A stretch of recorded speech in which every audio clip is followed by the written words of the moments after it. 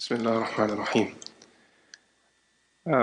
I was driving here with Imam Tahir, and we were talking about this in the car, that alhamdulillah, over the years raising children, his sons are now in college and they're studying at Qalam, actually graduating this year from the Alamiya program. I believe, huh? And alhamdulillah, we have the Ustad's daughter with us as well, Shaykh Abdullah's daughter as well. She's at the beginning of the program. And I think for Imam Tahir's children, I don't know what generation is this of scholars. Alhamdulillah, I'm aware of at least 4 or 5 generations of scholars. Earlier we spent like an hour receiving advice from his father at his home today. And he was giving advice, and he was reminiscing over his father, Maulana Adam, and how he was such a prominent figure. He was saying, his father, Maulana Anwar Sahib was saying, as we were sitting with him in Maghrib today, he said, my father was beloved by scholars.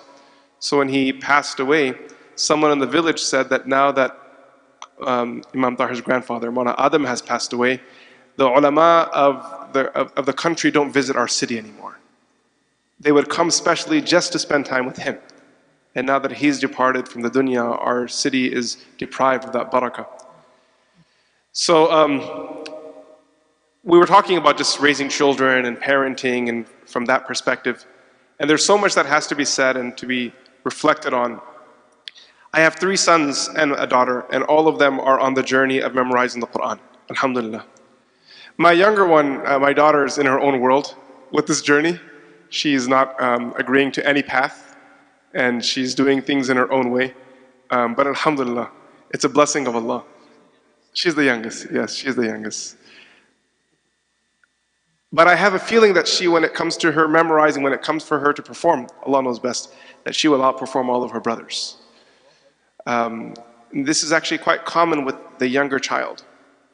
If they have the right tarbiyah, the right environment, the right role models and siblings ahead of them, they learn the path from them.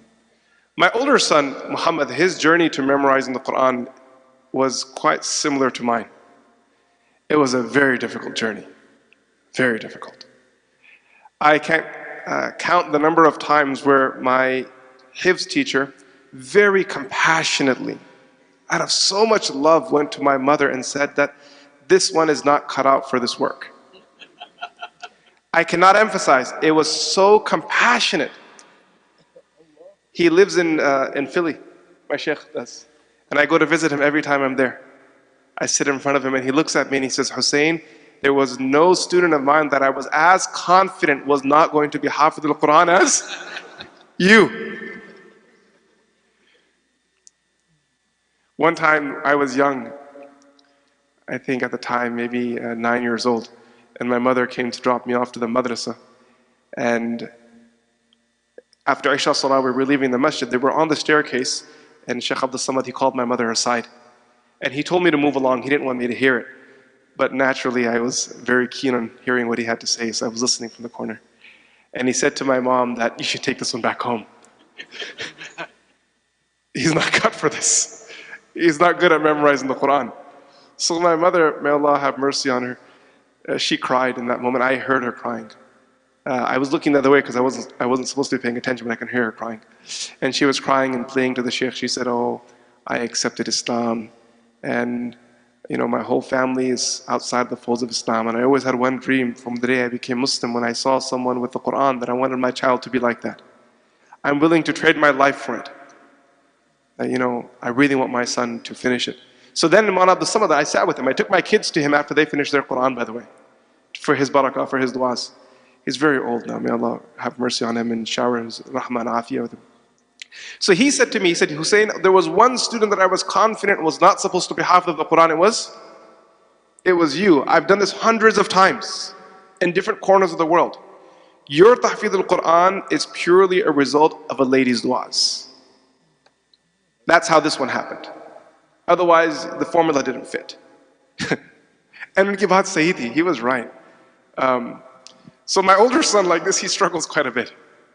Sometimes I walk past his room where he reads, and he's sitting in there quietly, and he's not doing the true story. When he's not doing that, something's off. So I stood there quietly to see what's happening, and I heard a little sniffle. So I knew what those tears were, very familiar with those tears. Those are tears of defeat. Those are tears of deep struggle. And I saw him in the corner. He was hiding in the corner of his room, so we wouldn't see. So when I got close, he kind of turned his head down a little bit more. He didn't want to be embarrassed. So I sat next to him and put my arm on his back. And I said, Beta, these are perfect times to make dua to Allah. These are moments where you become a wali. These are moments where you become a friend of Allah. And then I said to him that, Beta, when do your dua, shed your tears. When you're done, I'm sitting in the living room. I want to talk to you.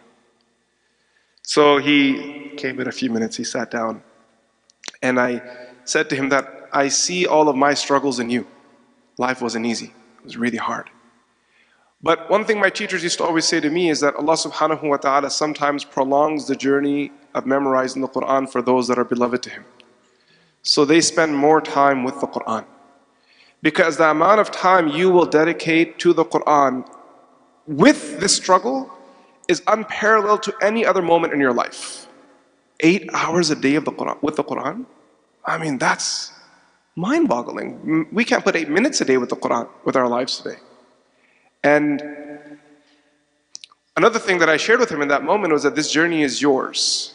You always know that you can put a pause to this whenever you want to.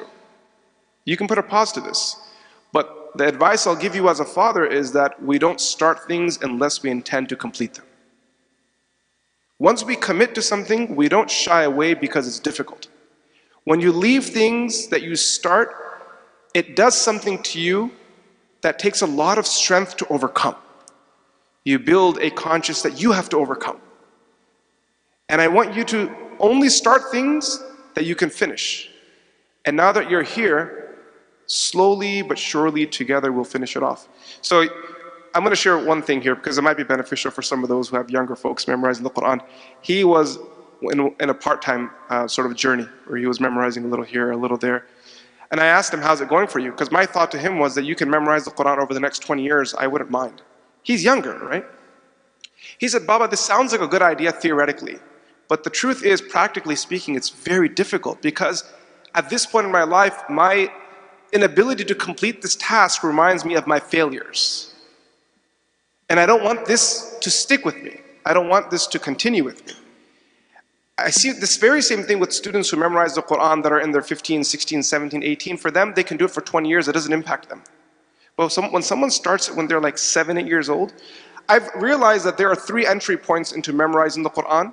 And each of these 3 entry points result in a very different profile of how the Qur'an will be memorized. There's a very young, there is a middle age, and then there's an older age.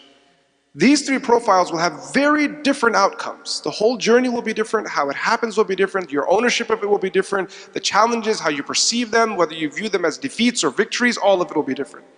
So then he said to me that, Baba, this is not realistic. I don't want to continue this for another 5 years. I don't want to continue this, what's going on in my mind.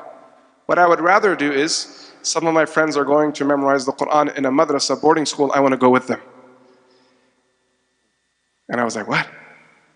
I'm going to go to boarding school?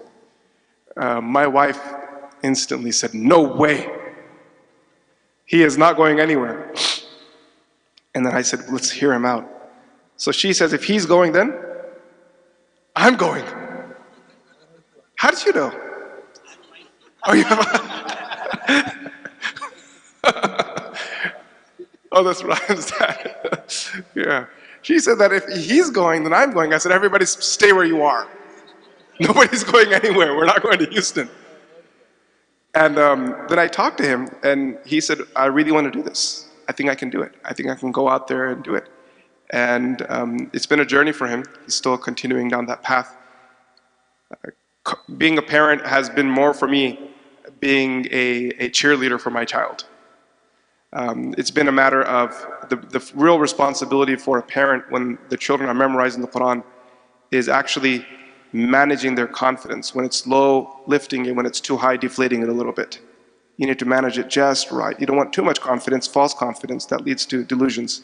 And you don't want little confidence because then they lose their ambition, helping them find that right confidence. And when that's there and they have the right niyyah, inshallah, they'll reach their goal. I ask your guys' du'as for him. He has 4 ajza left now. Allahu Akbar. So he's reaching his finish line after a very long journey. And may Allah subhanahu wa ta'ala allow all of our children, everyone here, to be people of the Qur'an, inshallah.